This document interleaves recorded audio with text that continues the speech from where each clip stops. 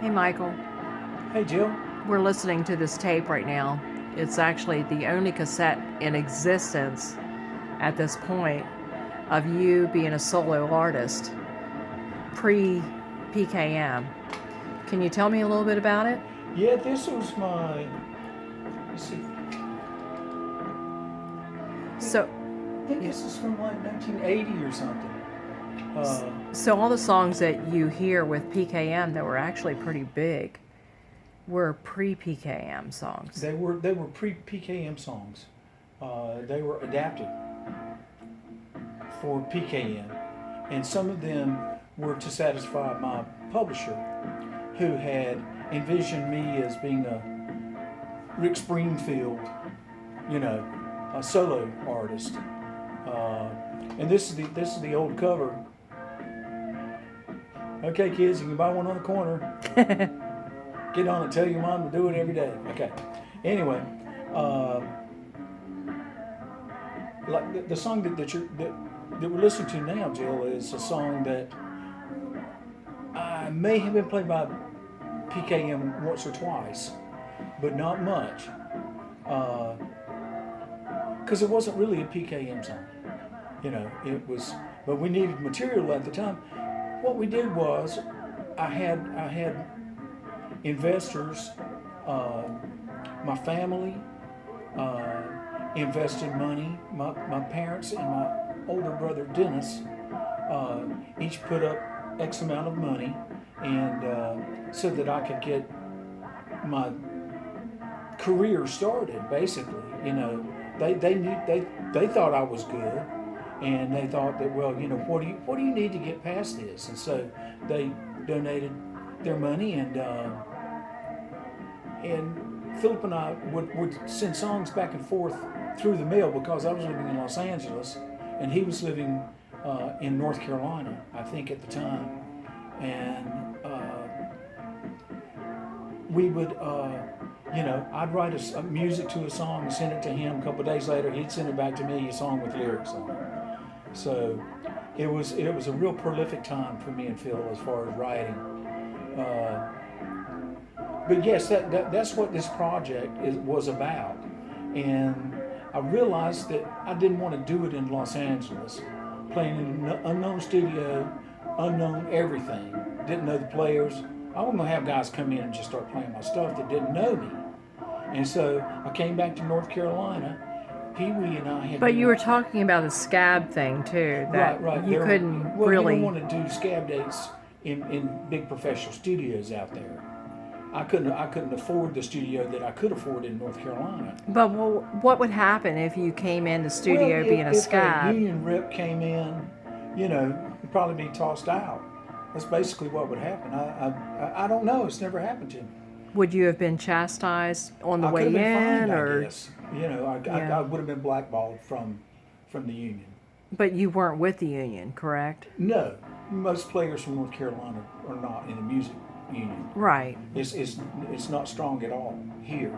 So this was kind of a new experience for you, completely being out west. Absolutely. I was just a young buck from North Carolina. Yeah. And there's a PKM song, Long Night. And anyway, so I was talking with Kenny and Pee Wee about doing some recording with them, because we had. But let's go back a little bit. How did you meet Pee Wee and Kenny? How did I meet Pee Wee and Kenny? Well, I had known Kenny from Nantucket. The bands that I was in were really good friends with them, and we're always, checking each other out every chance we got. The bad thing was we all played all the time back then. This is in the late '70s, and Kenny was widely known like he is today as Mr. Badass Drummer in North Carolina. And boy, it's never been more deserving than it is now. His new work with My Three Sons. But this song was really just supposed to be a quick little, 13-year-old girl song, or younger, like Rick Springfield would have been. And Kenny P, we heard it, they dug it, and because I was playing them demos of just stuff I had done around the house, just with an acoustic guitar or something. And we went into Nantucket's rehearsal place in Raleigh. They let us use it, and Tommy Red hooked me up with a guitar rig so we could rehearse and play and stuff. And it was still it was like one big family kind of. I'm just saying that we all hung out together.